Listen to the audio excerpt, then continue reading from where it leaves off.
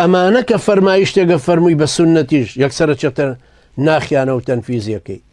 ئەمانەی تر بە قورئان کەلامی خوایان بۆ خوێنیتەوە وحیەکەیان بۆ خوێنیتەوە ئەنتە صادق الئەمین جۆی نادەنێ و تەمەڕ دەکەن. نەفع لەمانە لە چیایە؟ ئەم پارەدارە سەرمایەدارە ئەمە کەی بۆ ئەم بانگەوازە دێ بە چل و دبەرزیەکە و ڕووەکاتە ئەم دینە تۆزە پارەی هێ چەند مەغرور بووە ئەوە کە هات بۆ مزگەوتش فەرشێکی بچووکی خۆی بێنێ ڕایخە یا دەسڕێک داخە بۆی ناوچوانی نەکەوێت سەر ئەو فەرشەی کە فەقیر و هەژاری تر ناوچوانە قسەتە سەر.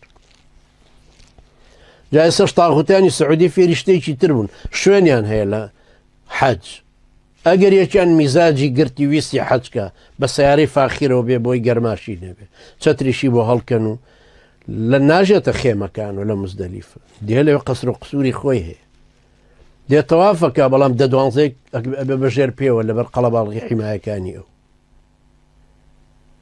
واصبر نفسك مع الذين يدعون ربهم بالغداة والعشي ئەم بانگەوازە هی مترف و مستەکبران نییە.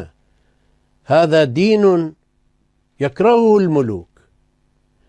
ئەم سەرمایەدارانەی فرعون و هامان و قارون چۆن ئەم دینە ئاوا وەرەگرن کە هی فەقیر و هەژارەکانە وەکو بە سەیدنا نوحیانە فەرموو ئەیانوت وەلەقەد اتبعك الأرذلون. ئەمانە چین بادیە ڕەئی نەڕەئیەکیانیان نە دید و بۆ چوونێکیان کاکەمانە چێ شوێنت کەوتون هەمووی عەشایر و نەخوێنەوار و داما و فەقیرۆکە و جا ئەمەش مەدح بما يشبه الذم أو ذم بما يشبه المدح.